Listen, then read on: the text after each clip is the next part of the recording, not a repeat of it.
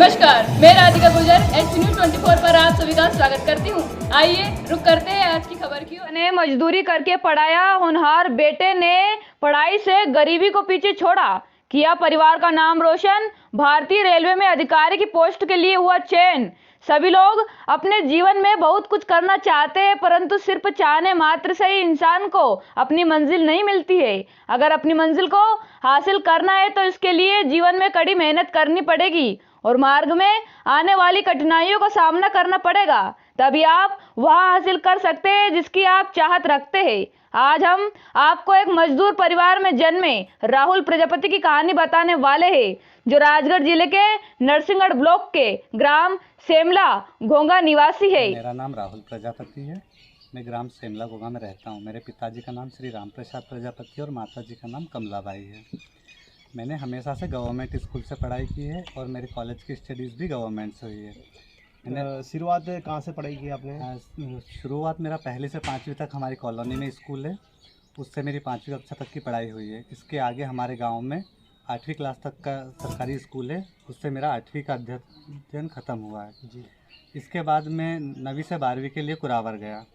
कुरावर में मैंने 9वीं से लेकर 12वीं तक की पूरी पढ़ाई की। वहाँ पर भी मैं टॉप 10 की मेरिट में रहा हूँ। इसके बाद टॉप 10 की मेरिट के आधार पर मुझे भोपाल में गवर्नमेंट मोतीलाल विज्ञान महाविद्यालय में एडमिशन मिला। मैंने बीएससी किया है बायोलॉजी से और वहाँ से ग्रेजुएशन कंप्लीट किया। जैसे ही मेरा ग्रेजुएशन कंप्लीट हुआ, उसकी मेरिट के आधार पर मेरा चयन Hamidia arts and commerce college में हुआ एडमिशन के लिए। मैंने वहाँ से समाजशास्त्र से एमए कंप्लीट किया। उसके बाद मैं वहीं भोपाल में एक प्राइवेट लाइब्रेरी है, तो वहीं पे बैठकर स्टडी करता था। इस दौरान माता पिता, गुरु, सभी मित्रगण, सभी का बहुत सहयोग रहा है। इस बीच क्या क्या समस्या उठाई आपने? किस किस परिस्थिति में गुजरे आप इस समय तक? देखिए, परेशानी का ऐसा है कि एक मजदूर परिवार के लिए तो ये सब करना बहुत मुश्किल होता है। बच्चे सोच भी नहीं पाते कि हम क्या करेंगे, क्या नहीं करेंगे। बहुत सारी समस्याएं होती है, आर्थिक स्थिति भी ख़राब होती है, तो उतना सर्वाइव करना हमारे लिए बहुत मुश्किल होता है। पर जैसे कि चलता गया, सब समय के साथ समस्याएं आती रही, लेकिन मैं फिर भी स्टेबल रहा। मैंने कभी नहीं सोचा कि मैं हार जाऊं और कि पढ़ाई छोड़ दूं। मैं कंटिन्यू पढ़ाई करता रहा, संघर्ष करता रहा और प्रयासरत रहा। इस दौरान मुझे इकोनॉमिकल भी प्रॉब्लम हुई है और बहुत तरह की सामाजिक समस्याएं भी झेलना पड़ा है। क्या होता है कि हम एक बहुत निचले स्तर से बिलोंग करते हैं, तो समाज का भी प्रेशर रहता है, शादी ब्याह जैसी समस्याएं भी आती है। शादी की समस्या बीच में कब आई थी? मेरा जैसे ही सेकेंड ईयर या फाइनल ईयर चल रहा था, तो काफ़ी सामाजिक प्रेशर रहा मेरे ऊपर कि अब उम्र हो गई है, शादी कर दीजिए। घर वालों के ऊपर भी प्रेशर रहा। घर वाले तो शिक्षित हैं नहीं, तो उनको लगा भी, कई बार रिश्ते भी देखे, लेकिन शिक्षक हैं मेरे संजय सिंह सर, उनने समझाया भी इनको कि अभी पढ़ रहा है तो पढ़ने दो, कुछ कर जाएगा। हमारे पापा ने उनकी बात भी मानी और उनका मान रखा। उसके दौरान हमारा कहीं रिश्ता भी नहीं किया उनने और उसके बाद में पढ़ता रहा। आज मैं चयनित हो गया, घर परिवार वाले सभी खुश हैं, सभी दोस्तों का भी बहुत सहयोग रहा है। तो इस बीच में किन किन का विशेष सहयोग रहा आपके लिए, और ये जो कामयाबी मिली इसके लिए किसका महत्वपूर्ण? सबसे महत्वपूर्ण तो माता पिता का सहयोग रहा है। उन्होंने कभी मुझे किसी परेशानी नहीं उठाने दी, ना कभी प्रेशर किया कि प्राइवेट जॉब करूं। उन्होंने उनसे जितना बन पड़ा मेरे लिए सहयोग किया। भैया भाभी हैं, सब बहुत मेहनत किए हैं और मुझे मेहनत करके पढ़ाया है। इसके बाद कुछ दोस्त हैं मेरे जो बचपन से साथ रहे हैं, उन्होंने हर स्थिति में मेरा साथ दिया है।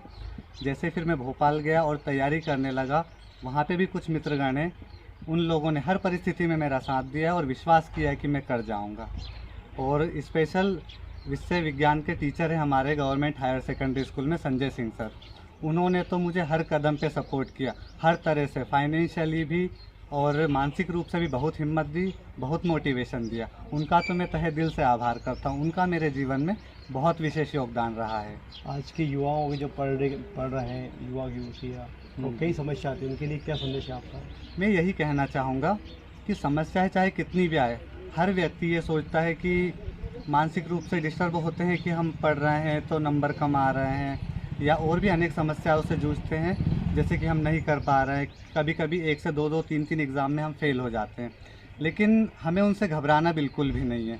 मैं तो यही कहूँगा कि आप अपने संघर्ष पे विश्वास कीजिए, निडर होकर खड़े रहिए और आत्मविश्वास के साथ आगे बढ़ते रहें सभी, जिससे कि वो सफलता हासिल कर सकते हैं। साथ में मेरे पिताजी खड़े और मेरा भतीजा है। पिताजी ने बहुत मेहनत करके मुझे पढ़ाया है और आप इनसे जानकारी ले सकते हैं कि उनका क्या अभी खुशी का ठिकाना है।